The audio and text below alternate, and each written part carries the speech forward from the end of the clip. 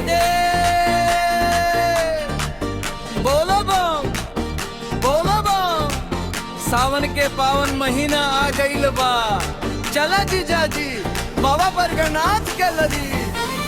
जीजाजी हमके देवघर घुमा दी, जीजाजी हमके देवघर घुमा दी, जीजाजी हमके देवघर घुमा दी। बाबा बैद्यनाथ के दर्शन करा दी, कांवर सजा के चल तो है संगे, भोले बाबा पर गंगा चढ़ा दी।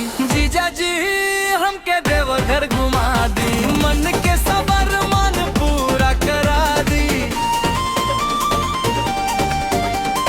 सावन के बदरिया छाइल अंगनवा, भोले के नाम ले नचे मनवा। बेल पत्र धतुरा फूलवा सजाइब, बोल बम कहत बाबा के मनाइब। चलो जीजाजी अब देरी ना करी, बद्रीनाथ धाम के राह पकड़ ली।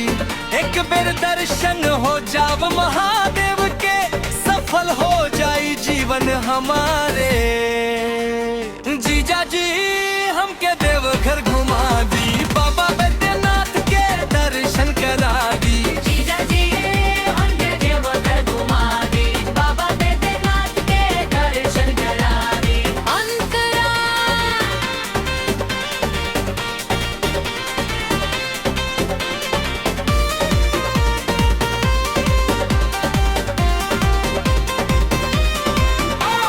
लाल चुनरिया माथे सिंदूर, भोले बाबा करी है सब दुख दूर। दूध दही गंगा जल चढ़ाइब, भोले से अपना नेह बढ़ाइब। डमरू बाजे गूंजे जयकारा, हर हर महादेव लागे प्यारा। कांवरिया संग गावत जाइब, भोले बाबा के गुण सुनाइब। जीजाजी हमके देवघर घुमा दी, बाबा बैद्यनाथ के दर्शन करा दी। जीजाजी हमके देवघर घुमा दी, बाबा बैद्यनाथ के दर्शन करा दी।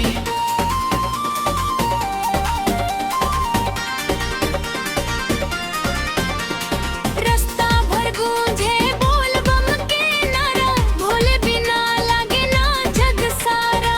जीजाजी हाथ पकड़ के चली, बाबा के चरण में माथ नवाली। मांगब सुख शांति नेह पार, भर दी भोले खुशियन के भंडार। सावन भर गूंजे ई पुकार, हर हर महादेव बारंबार। समापन हर हर महादेव।